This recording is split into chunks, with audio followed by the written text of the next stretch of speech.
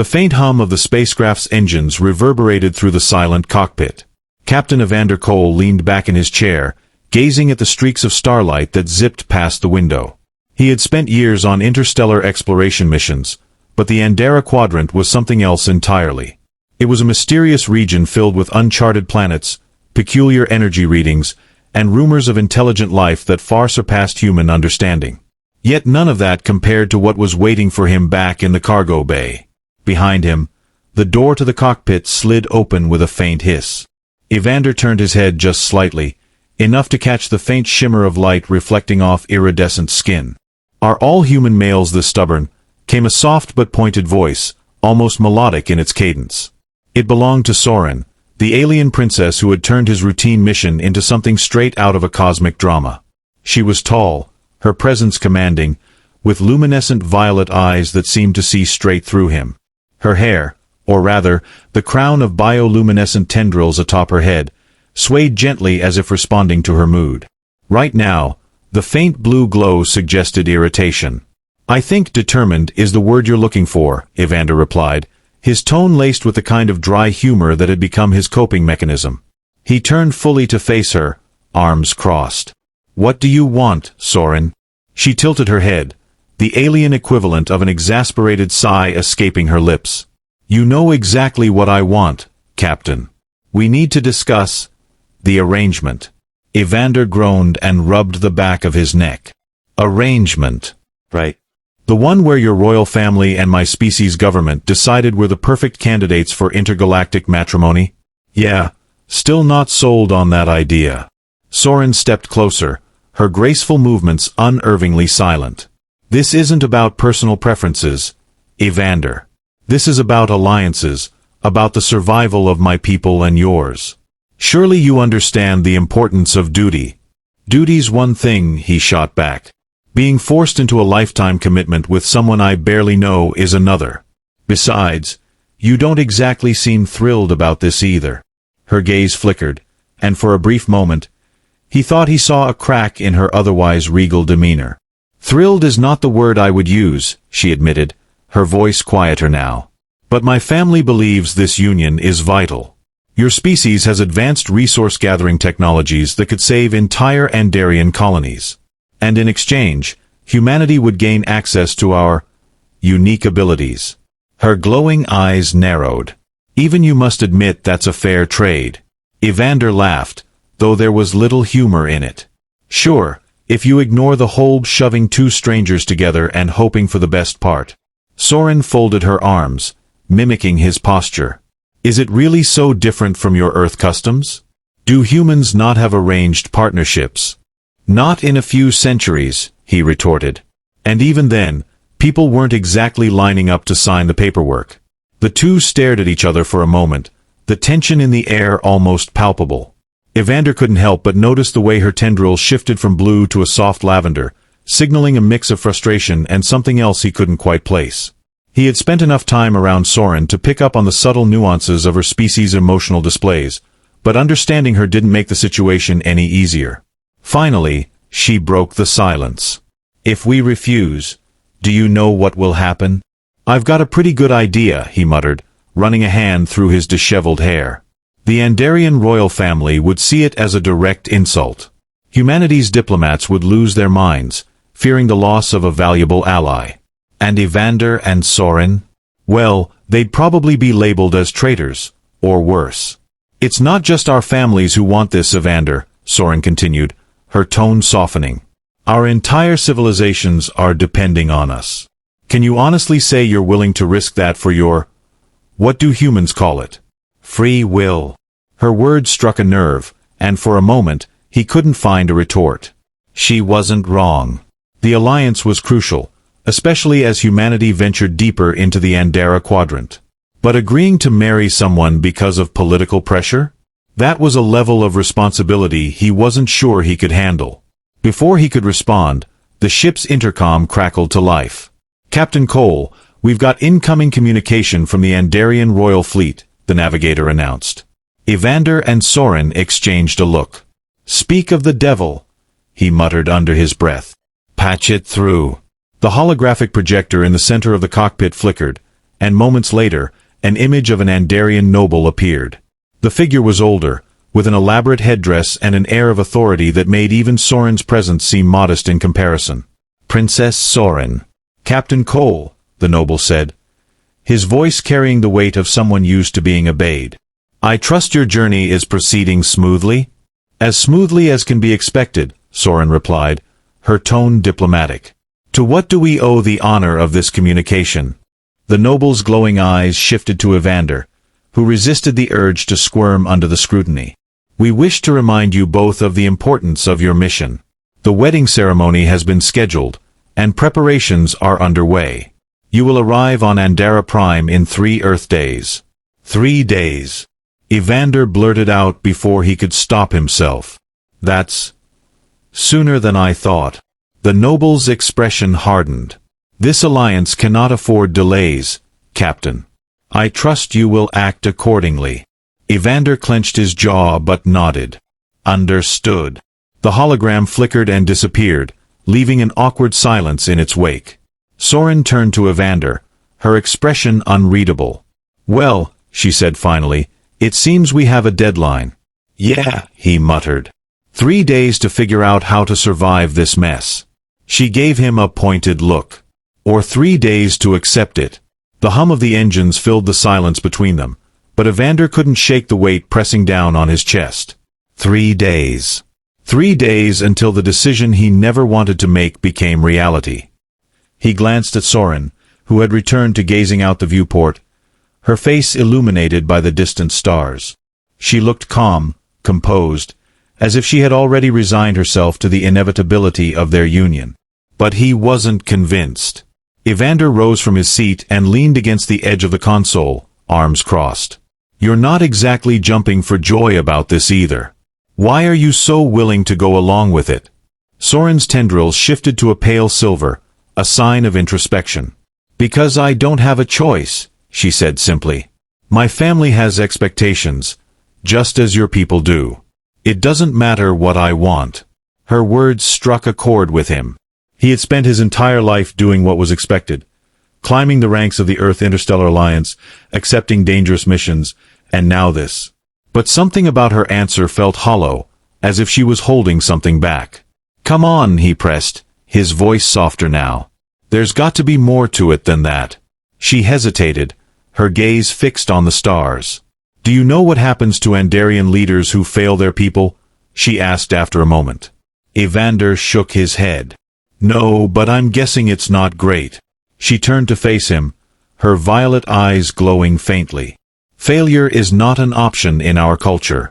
Those who cannot fulfill their duties are removed." His stomach tightened. "Removed? You mean exiled? Stripped of our connection to the energy fields that sustain us. It's a death sentence, albeit a slow one." Her voice was steady, but he could see the tension in her posture. "If I refuse this marriage, my family will see it as a betrayal. They'll cast me out. And without access to the Andarian biofields, I won't survive." Evander stared at her, the weight of her words sinking in.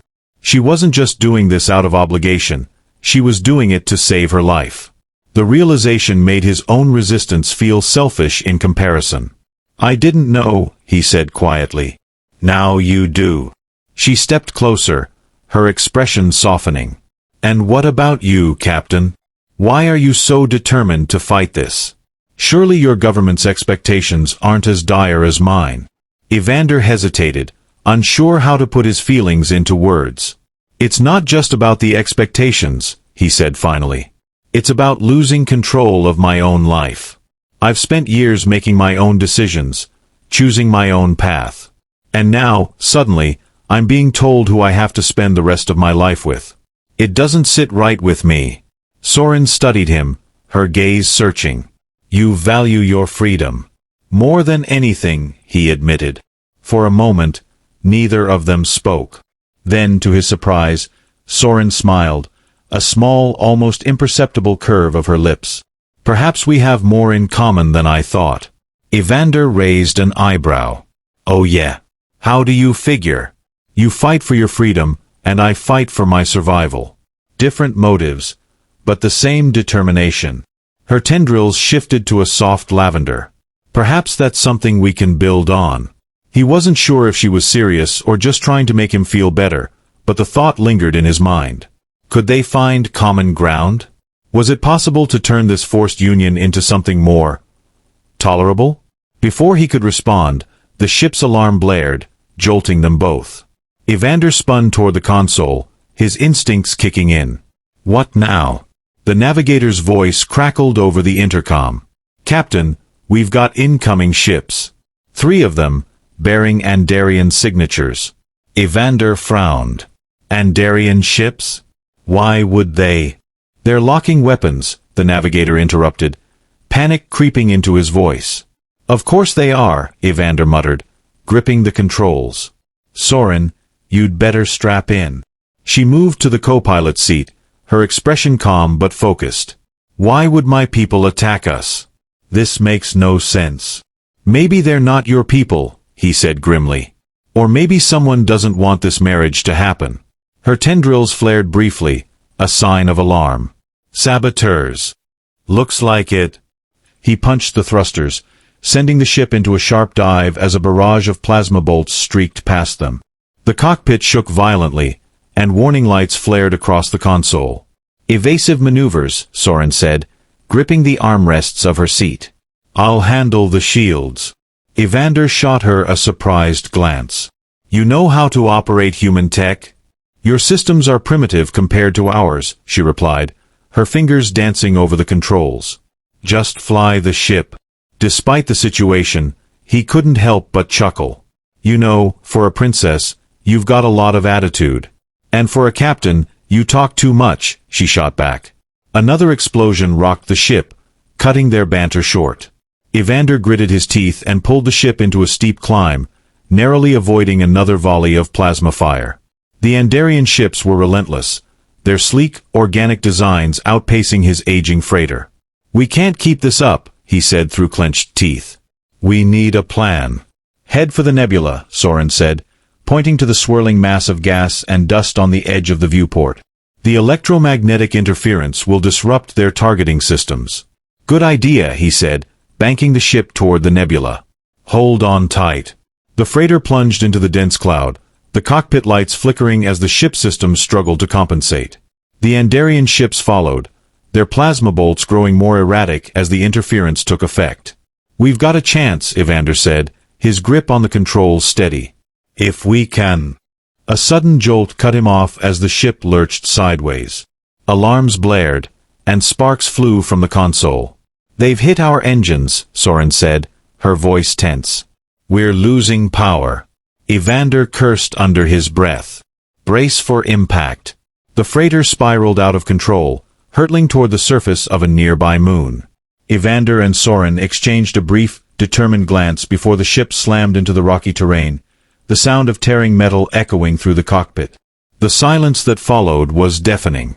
Smoke filled the air, and the faint glow of emergency lights cast eerie shadows across the wreckage. Evander groaned, pushing himself upright and checking for injuries. Beside him, Soren was already on her feet, her tendrils glowing faintly. Are you all right? She asked, her tone surprisingly gentle. I'll live, he muttered, wincing as he stood. You? Unharmed, she said. But we won't be for long if those ships find us. Evander nodded, his mind racing. They were stranded on an unknown moon, their ship crippled, and hostile forces closing in. But as he glanced at Soren, her expression calm and determined, he felt a flicker of hope. Guess this marriage is off to an exciting start, he said with a faint grin. She gave him a wry look. Let's survive first. Then we'll discuss our future. The air outside the freighter was thin and cold, biting at Evander's skin as he stepped onto the rocky surface of the moon. The terrain was barren, with jagged outcroppings of obsidian-like stone and a pale green mist that clung to the ground. Above them, the nebula they had flown through cast an eerie glow, illuminating the desolate landscape. The freighter sat lopsided behind them, smoke curling from the ruptured engines. It wouldn't be taking off any time soon. Soren stepped down from the ship behind him, her movements graceful despite the gravity difference. Her bioluminescent tendrils glowed faintly, casting enough light to see a few feet ahead. "The atmosphere is stable enough for now," she said, her voice measured. "But we'll need to find shelter. The thermal readings on this moon suggest extreme temperature drops during the night." Evander scanned the horizon, his breath visible in the chill air. "Great. Stranded on a moon with a broken ship, hostile Andarians on our tail, and now we have to worry about freezing to death. This just keeps getting better." Soren ignored his sarcasm, her focus on the distant peaks that rose like jagged teeth against the sky. "There," she said, pointing. "Those formations might have caves we can use for shelter." He followed her gaze, squinting. "That's at least a few clicks away. You think we'll make it before nightfall?" "We don't have a choice," she replied, already starting forward. "Unless you'd prefer to stay here and wait for the attackers to finish what they started." Evander sighed, jogging to catch up with her. "You know, I thought princesses were supposed to be delicate and polite." She glanced at him, one eyebrow raised. "And I thought humans were supposed to be adaptable." "Touché." The two walked in relative silence, the crunch of their boots on the rocky ground the only sound. Evander couldn't help but steal glances at her as they moved. Despite everything, the crash, the danger, the looming political marriage, she carried herself with an unshakable composure. It was impressive, really, how someone so clearly out of her element could remain so steady. "What's your deal, anyway?" he asked suddenly, breaking the silence. She didn't look at him. "Clarify. Why do you always seem like you've got it all figured out? Don't tell me you're not freaking out just a little." Her tendrils flickered, a faint sign of amusement. "I've spent my entire life in preparation for moments like this, Captain. Diplomacy, survival training, interspecies negotiations. These are not unfamiliar scenarios. Crashing on a moon with a reluctant human fiancé isn't unfamiliar," he quipped. Her lips curved into the faintest smile. "Perhaps not that exact scenario. But adapting to chaos is part of leadership." "Leadership, huh?" He adjusted the strap of his emergency pack, his tone more serious now. "What happens if you don't want to lead?" Soren's pace slowed, her gaze distant. "It doesn't matter what I want. Duty outweighs personal desires." Evander frowned. "You keep saying that like it's some universal truth. Don't you ever get tired of it?" She stopped walking, turning to face him fully. "Of course I do," she said, her voice sharper now. "But the survival of my people depends on me fulfilling my role. If I fail, millions will suffer. Entire colonies will fall into disarray. Their blood would be on my hands." The intensity in her eyes caught him off guard, and for a moment, he didn't know how to respond. He saw the weight she carried, the burden of responsibility that seemed to crush her even as she stood tall. It wasn't just about her survival. She was fighting for an entire civilization. "Okay," he said finally, his voice quieter. "I get it. You're doing this for them. But you're allowed to care about yourself too, you know." She studied him for a moment, her expression unreadable. Then, without a word, she turned and continued walking. Evander sighed and followed, feeling like he'd hit a nerve he hadn't meant to. They reached the jagged peaks as the greenish mist began to thicken, curling around their legs like ghostly tendrils. The temperature was dropping fast, and Evander could see frost forming on the rocks. Soren's tendrils glowed brighter as she scanned the area, her keen eyes searching for signs of shelter. "There," she said, pointing to a narrow opening in the rock face. It wasn't much, a small crevice, barely wide enough for the two of them to squeeze through, but it would have to do. Evander crouched and peered inside. "Looks clear. Let's hope nothing's already living in there." Soren gave him a pointed look. "Your optimism is inspiring." "Thanks. I try." They squeezed into the crevice, which opened into a small, sheltered cavern. The walls were smooth and oddly warm to the touch, likely due to geothermal activity beneath the surface. Evander set down his pack and began unpacking emergency supplies, a thermal blanket, rations, and a portable beacon. "We'll need to seal the entrance," Soren said, examining the cave's layout. "The mist is harmless during the day, but at night, it crystallizes. It could block us in." "Great," Evander muttered, stacking rocks near the opening. Another thing to worry about.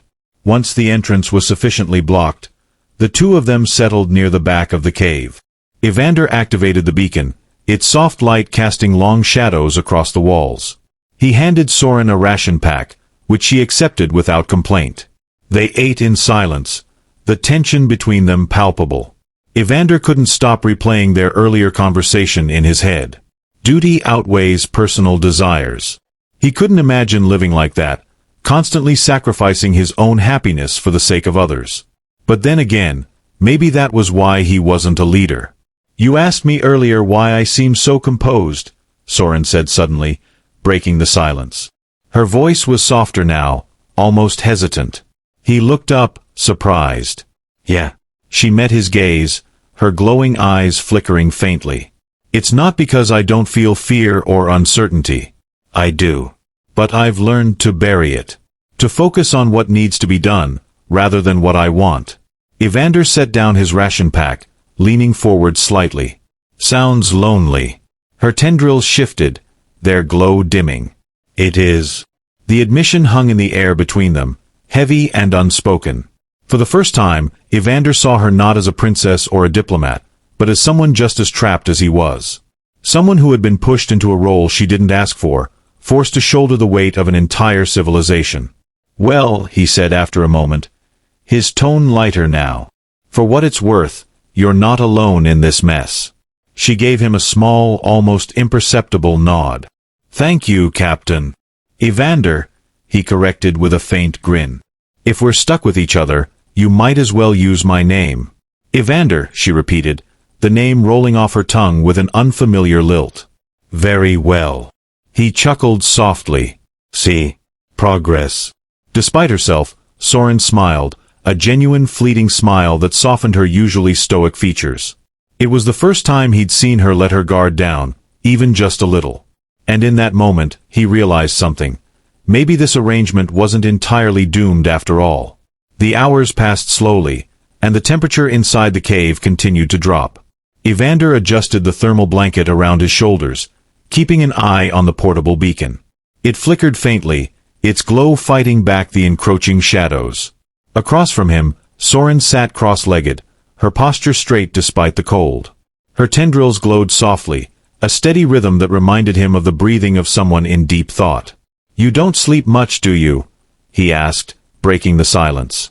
She looked up, her expression as composed as ever. "Not in the way humans do.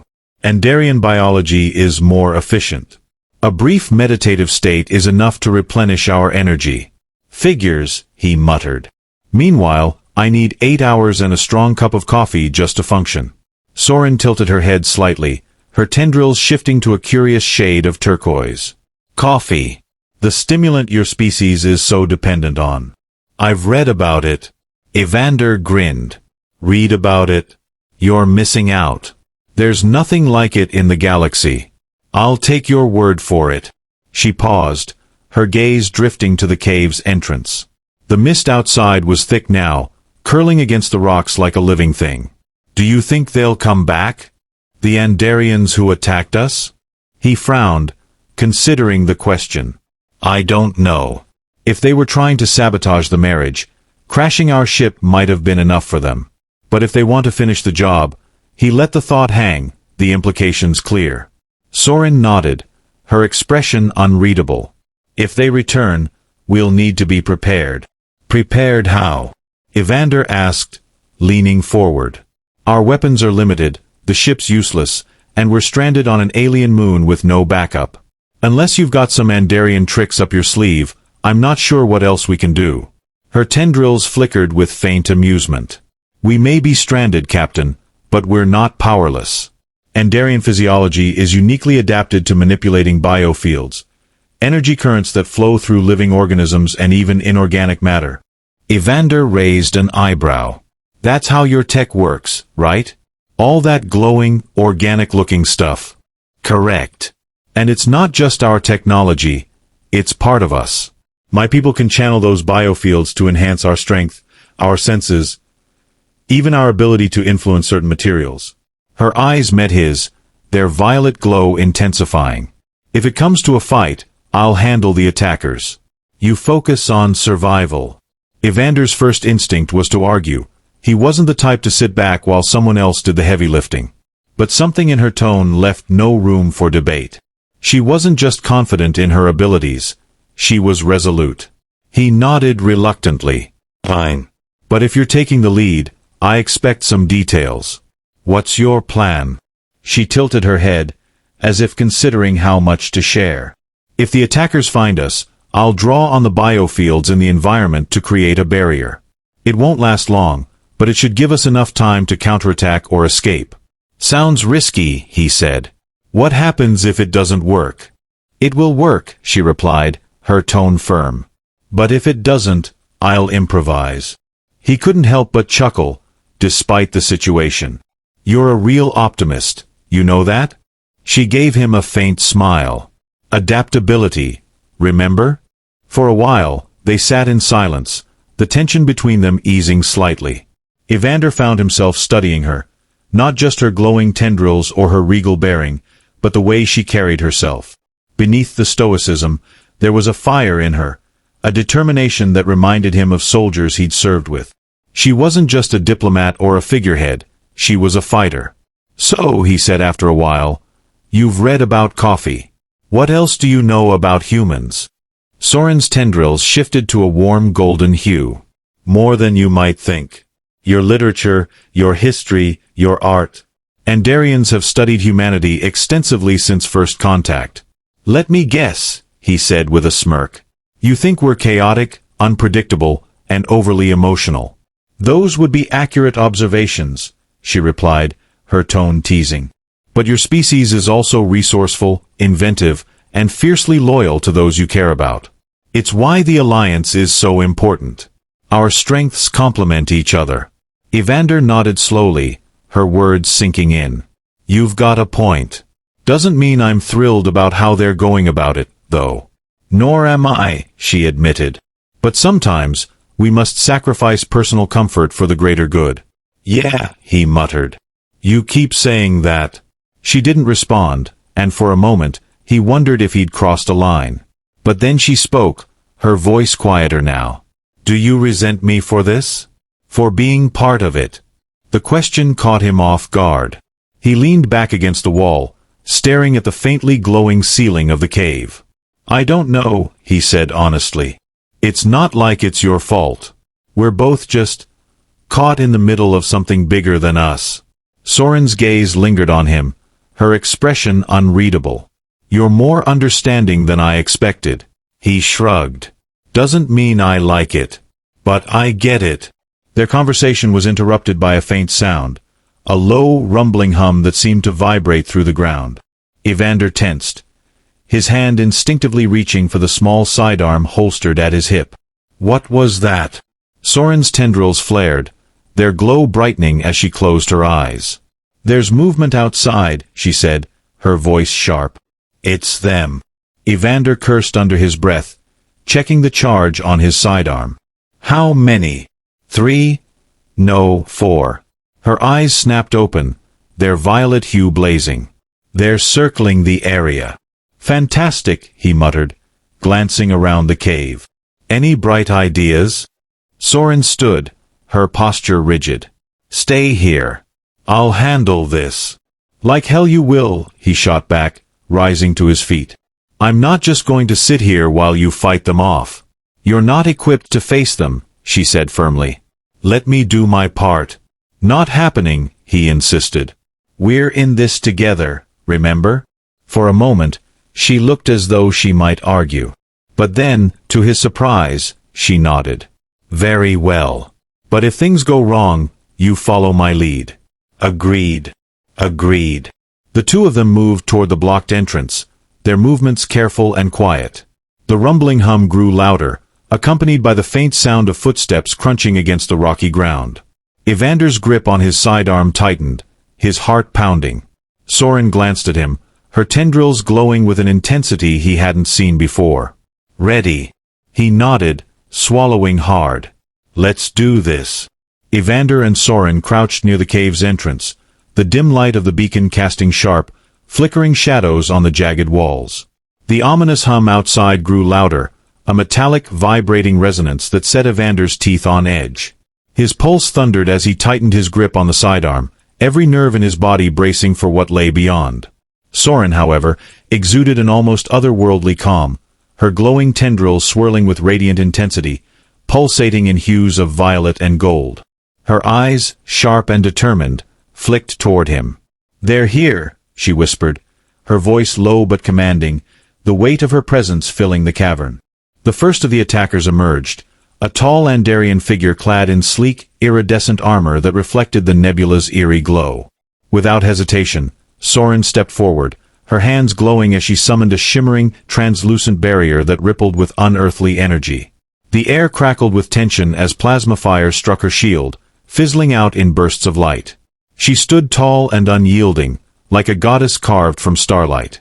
"Now!" she shouted, her voice cutting through the chaos like a blade. Evander surged forward, heart pounding furiously, and fired his sidearm with precision. The shot struck one of the assailants in the shoulder, sending them reeling with a startled cry.